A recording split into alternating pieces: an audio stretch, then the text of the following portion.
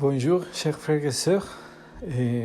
En ce jeudi de la 4e semaine de Pâques, nous méditons sur un passage du chapitre 13 de l'Évangile de Saint Jean. Ce passage s'inscrit dans le contexte de la dernière scène. Après que le Seigneur ait lavé les pieds de ses disciples, il leur parle de ce que signifie être envoyé par Dieu pour mener à bien sa mission. Dans de nombreux passages de l'Évangile de Saint Jean, Jésus dit qu'il est venu pour faire la volonté du Père, qu'il a été envoyé dans le monde par son Père, que sa mission est de faire la volonté du Père et qu'il parle de ce que son Père lui a dit. Et il parle toujours de l'union profonde, de l'amour entre lui et son Père, à tel point qu'il dit que celui qui le voit le Père. Toutes ces choses que le Seigneur dit ne sont pas seulement pour que nous sachions ou connaissons la relation du Fils avec le Père, mais que nous la mettions en pratique. En d'autres termes, nous devons également être envoyés par Jésus pour porter son message au monde. C'est le même message de Dieu Père. Il est bon de réfléchir à ce que cela signifie d'être envoyé. L'envoi que le Seigneur fait à ses disciples quand il monte au ciel est le même envoi que nous avons depuis que nous avons été baptisés. L'envoi de la prédication de l'Évangile, mais pas seulement avec des mots, mais essentiellement avec la vie.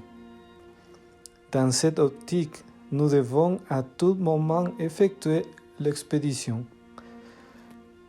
Tout le temps, nous sommes disciples, et même dans ce temps où nous ne pouvons pas quitter la maison. C'est ainsi que le Seigneur faisait.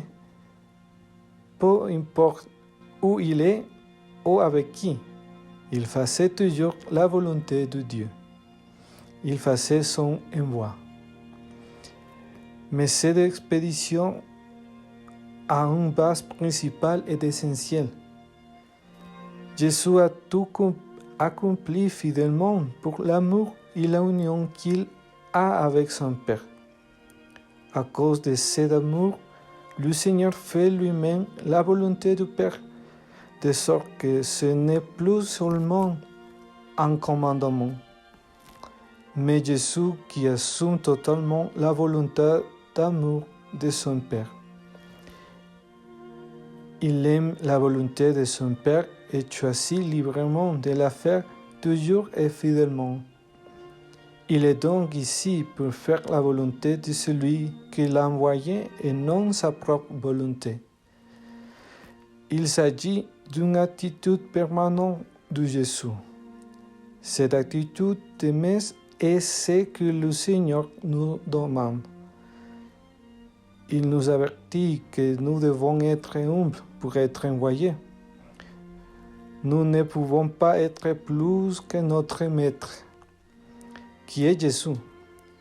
Nous devons constamment en apprendre davantage sur l'amour, pour que ce même amour grandisse dans nos cœurs de telle manière que chaque fois nous sommes vraiment un avec le Seigneur, ayons notre attitude de faire sa volonté de façon permanente.